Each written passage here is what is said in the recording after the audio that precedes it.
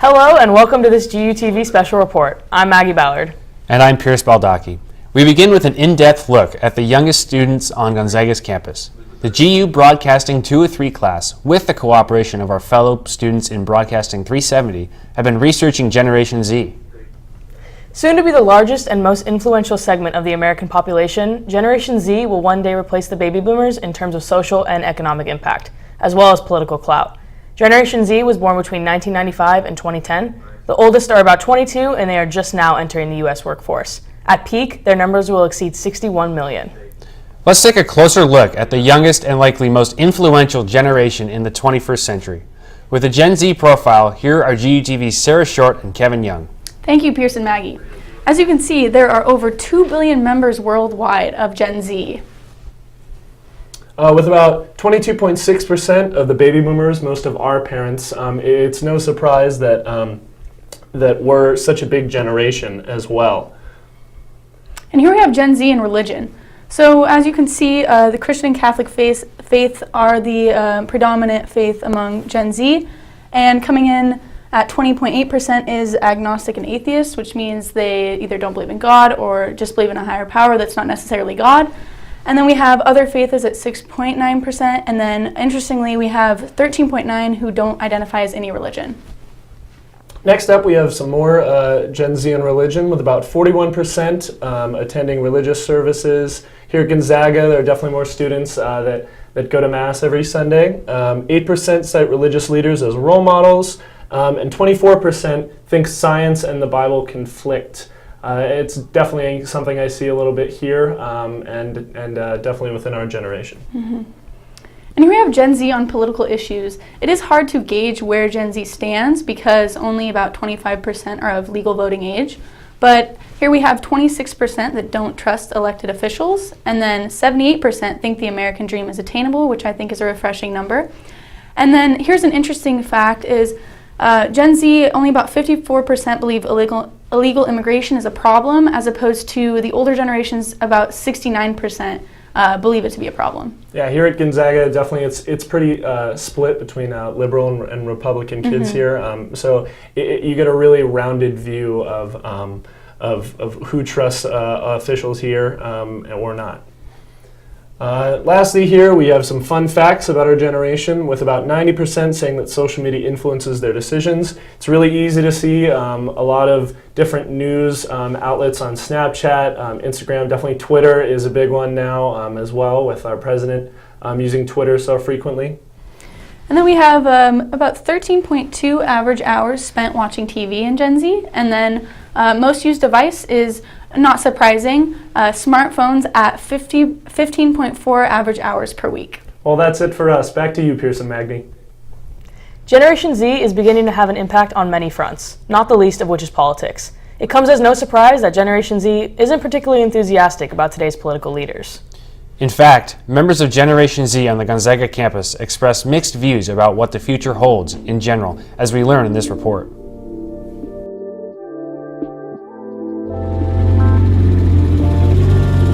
I'm not pessimistic because I think that I have a belief that humans will figure it out. We live in one of the best places to live in the world. Everybody wants us to succeed.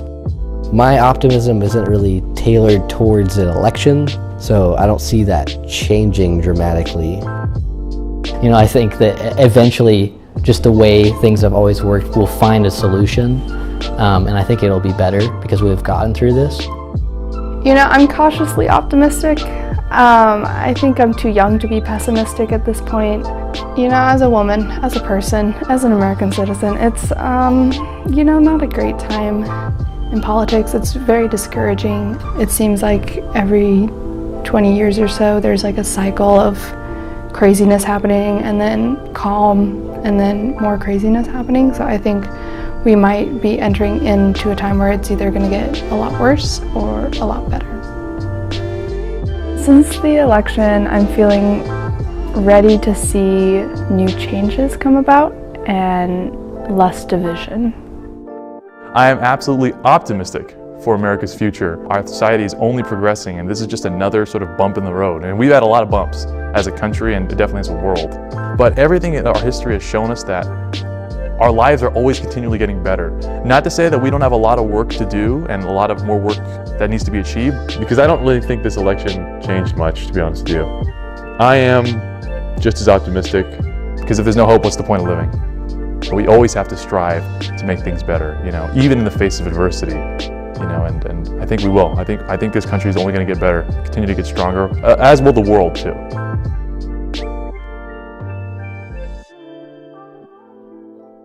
Early last month, American voters cast their ballots in the 2018 midterm election. Generation Z participated in stronger than usual numbers for an off-year election. While the participation of young voters may have been more intense than in past midterms, the level of enlightenment unfortunately was not. Generation Z was among the least well-informed voters to go in the polls in November, as we learn in this report from GUTV's Nash Thompson. With the recent midterm elections, Generation Z showed out to vote in large numbers, but when compared to other generations, was still the smallest. With that in mind, we wondered if Gen Z knows how limited their understanding of the government is and what they are doing to combat this. We gave a couple of softball questions about our political system to Gen Z to get them warmed up. How many members are in the Senate? 50. 36. My uneducated guess would be 50. 100. What are the three branches of the government? Okay, so it's judicial and executive and legislative, I believe. Oh my god! Judiciary, I know that's one of them. Then we kicked it up a notch and got to more complex inquiring. What is the purpose of the Senate? I do not remember. Okay. Don't they veto bills and stuff? They've checked to make sure that laws get passed off correctly. How does a president get impeached? Does something real bad. Pisses a lot of people off. I'm not sure which body initiates it, but then they have to go through multiple votes both in the Senate and the House, and I know that it's a pretty long process. Historically, only around 20% of Gen Z votes, and that number did not increase by much this year. Tracy Simmons is a journalism professor at Gonzaga University. She thinks that students are more active in politics, but not that informed. I've noticed there's been a real passion, at least among my students, about politics and about what's happening in the world. Professor Simmons uses her grandmother as a benchmark for what an informed citizen looks like. She would read the newspaper, she would watch her local news, and she would watch her nighttime news. And so I think because she was watching and taking in so many different types of news, she had a well-rounded perspective of what was happening. Gen Z is uninformed and unknowledgeable in comparison to older generations. While Gen Z is making strides in consuming different kinds of media, they are still a ways away from being the most active voters and the most informed group of voters. For GUTV, I'm Nash Thompson. You're watching a GUTV special report. We will continue our look at Generation Z after this brief break. The experience that you have abroad is going to be as meaningful, I believe, as the effort that you put into it. I hope that what Study Abroad and what the Center for Global Engagement in particular does is that it opens up the whole campus to both differences and both that engagement, that willingness to change, and by doing that lift you up in a way that expands your mind and helps you engage the world in a different way. Go abroad. Welcome back to this GUTV special report. While many Generation Z voters may not be all that well informed, they are not unlike Americans of all ages who do not pay much attention to politics. It isn't that they don't know what they want. Generation Z has some very clear concerns about many important issues. GUTV's Themio Palace offers a few examples.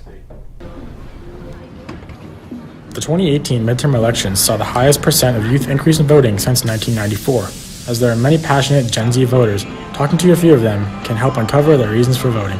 Something I'm most passionate about right now is free speech. I think that we kind of live in more of a liberal society right now in college, and so I think that hearing a conservative voice is sometimes the minority opinion or something, but I think it's important that both sides have a platform to speak up on and make sure that both sides are heard.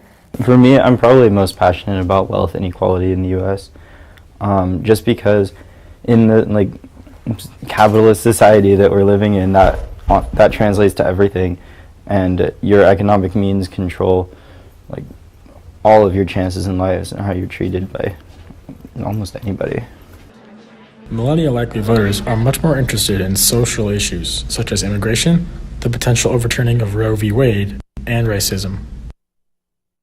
I'd say that in our generation, I'd say that like social issues are a big thing that impact me, because I know that, like, you know, from childhood to where I'm at now, my family's very pro-gun. We go sport shooting and stuff like that, and so I know that to me, the Second Amendment is very important. Most directly impacting me is what I've noticed is student loan laws and like the Perkins loans being eliminated by Betsy DeVos. But aside from that, just the general economic condition of our society. With youth voting trends being more polarizing and left-leaning, the voting percentages for Gen Z voters speaks for itself. On November 6th, many states reported record voter turnout in the midterm election. While young people typically do not show up in large numbers for off-year elections, this year was an exception. More young voters cast ballots than the experts expected, including Generation Z. GUTV's Trevor Bond looks at the numbers. Millions of Americans cast their votes this past November, and with Generation Z making up a good amount of the voter population, the important question to ask is if Generation Z came out in significant numbers to the polls. To obtain a higher voter turnout this election, it was an uphill battle against the lack of importance many young voters have put on the election process. I don't think most Generation Z knows the impact of voting and participating in our country's elections, especially because this is less of a higher profile election. Despite the historically low voter turnout rate for younger generations, this election cycle actually saw an uptick in turnout from ages 18 to 29. It is estimated that around 31% of younger voters cast their ballots, up 10% from the last midterm election cycle. To explain further why Generation Z voters came out to vote more in this election cycle, Angela Ruff, academic events manager at Gonzaga, shared her ideas on the mindset of a Generation Z voter. Well, I wonder a bit where we show that voting is important and where it becomes some kind of a result. So I think maybe people in this generation are more attuned than ever that we're careful about where we put our time and energy. This cultural energy right now about vote and get your voice out there, I think unfortunately isn't really attached to what result it might turn into. So only doing it in reaction to being dissatisfied maybe isn't enough motivation. With elements such as dissatisfaction with social issues and current political leaders, a Generation Z voter explains the movement he saw by younger voters. During this election cycle, I definitely think I saw more people advocating to vote, or I guess just voting. I felt like a lot more people understood how important even midterm election cycles are, and I felt like there's a big movement on social media for people to vote. Based on the number of younger voters who showed up to the polls for the midterms, it is clear that Generation Z voters took a small step towards breaking the trend of low voter turnout among the younger voter population. How about a change in focus? While the last month was dominated by the midterm election, the Gonzaga campus was inundated by falling leaves.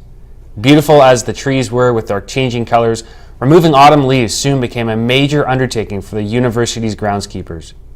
GUTV videographer Trevor Bond kept watch as the annual leaf pickup campaign took place on campus, and what follows are some examples of what he saw.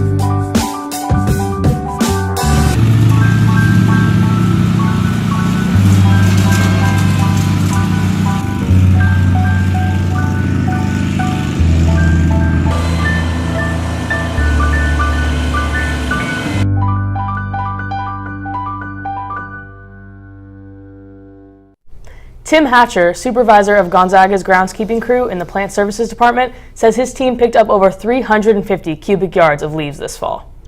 Coming up next, a look at spirituality on the Gonzaga campus and those dreaded 8 o'clock classes. We'll be right back.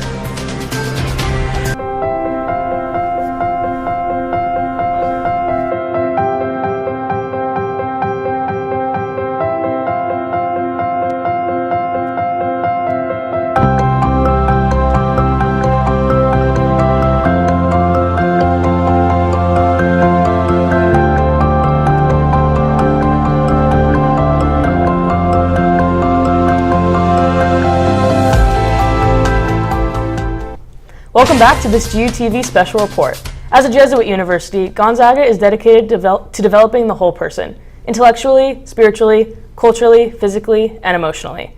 It is the spiritual development of our students that we explore next. There are many opportunities on the Gonzaga campus for students to enrich their spiritual lives. GUTV's Sophie Oliver has been looking into those pathways, and she joins us now. Spirituality is an important part of the Gonzaga experience. Here to talk with me today about spirituality on campus is Luke Lavin, the Director of Mission and Ministry at Gonzaga. Luke, thank you for being here today. Thank you. Could you give us a brief overview about what the Mission and Ministry team is? Yeah, the Mission and Ministry team is a collection of professional staff. We have lay individuals like myself, we have Jesuit priests, we have a Presbyterian minister, Reverend Janine Steer, so we're an ecumenical group of individuals dedicated to fulfilling the mission of the institution, the mission of education, through the fulfillment of students' spiritual care. And what type of programs do you have for students here at Gonzaga? Yeah, we have a number of different opportunities for students to engage with their spiritual development, whether that's through retreats, weekend retreats, like Compass Retreat, Search Retreat, Montserrat, which is a silent retreat, as well as opportunities for their faith development and maturity on campus during the course of the week. There's small groups, those are CLCs. We have student ministers who kind of fulfill the role of accompanying Res Life and RAs in the residence halls, as well as a number of other different ways to get involved. And how would you say these programs, such as retreats or small groups or student ministry, benefit and impact the students here? Yeah, our hope is that students, as they're maturing and gaining some insight into their intellectual lives in the classroom and owning that in their own, that their spiritual and their faith development is also something that they're coming to know as their own. Most students are coming from, if they're practicing a faith, it's usually with their families. And our hope is when they come through GU, this is an opportunity for them to really engage with their own spiritual questions and their own spiritual insights. And how do you think the Mission and Ministry team follows the mission statement of Gonzaga? Yeah, the focus of Cura Personalis really highlights the whole person and an education of the whole person that sees individuals not only as emotional and intellectual and physical beings, which I think we do a wonderful job catering to here at the university, but as well as spiritual beings. And to practice some form of spiritual care means to understand yourself spiritually. And a lot of our opportunities to engage with students through our office really hope to cultivate those practices. And I know that the Mission and Ministry team says that they're committed to interreligious understanding. What types of opportunities spiritually do you have for students who are not Jesuit? We're moving in ways in which our weekend retreats and our opportunities for students to come in on a week-to-week basis, that we would have a number of different paths or tracks that students could self-identify would fulfill their spiritual needs wherever they're at on the religious spectrum. So for instance, on this year's first year retreat, which is the Compass Retreat, there was a track for students that would self-identify as Roman Catholic to delve deeper into their Roman Catholic faith, self-identify as Christian or non-denominational to delve deeper in that way, as well as a searcher or a non-religiously affiliated, someone who would not even necessarily consider themselves religious, for them to gain a community and a place where they could further explore whatever that means for them as well. So I think there's been a movement on our part, knowing this generation and its struggles with institutionalized religion, to really cater to the specific needs of students.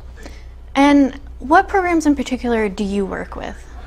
I'm kind of transitioning away from focus ministry, but right now my primary work with students is in the student ministry program and men's ministry. Thank you so much for being here, Mr. Lavin. Now we'll head back over to Maggie and Pierce at the anchor desk. Thank you. One last topic on this GUTV special report. As we come to the end of the fall 2018 semester, most GU students look forward to sleeping in for the next few weeks during their semester break.